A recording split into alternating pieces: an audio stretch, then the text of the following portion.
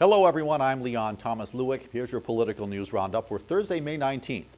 Former International Monetary Fund Director Dominique Strauss-Kahn went back before a Manhattan judge today hoping to be granted bail. Strauss-Kahn has been in the Rikers Island jail since his arrest on sexual assault charges Sunday. Strauss-Kahn's lawyers argued he was not a flight risk and should be allowed bail. Government prosecutors, meanwhile, argued he was indeed a risk and should be detained. Strauss-Kahn became the former IMF director late Wednesday after resigning the post amid international calls for his departure.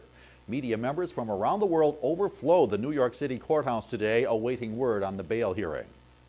The United States supports the reform movement sweeping across the Arab world, but the U.S. ability to influence that movement is limited. That from President Obama in a policy speech today at the State Department. Obama said the so-called Arab Spring uprisings in Tunisia, Egypt, Libya, Syria, and elsewhere show the strategies of oppression and diversion won't work anymore. He called on Syrian leader Bashar Assad to stop the deadly use of force against protesters in his country and said Assad should help lead the transition of power or get out of the way. Obama's remarks raised eyebrows and probably the anger level of the Israeli government. Obama endorsed the idea of a Palestinian state, including borders that existed before the 1967 Middle East War.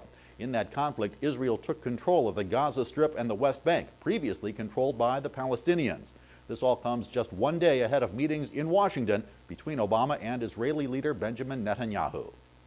The presidential campaign of former House Speaker Newt Gingrich got off to a rough start, but he says it was not expected and he'll be just fine. The Republican Gingrich was in Waterloo, Iowa today, where he told supporters his campaign is alive and well, despite what he admitted was a challenging week.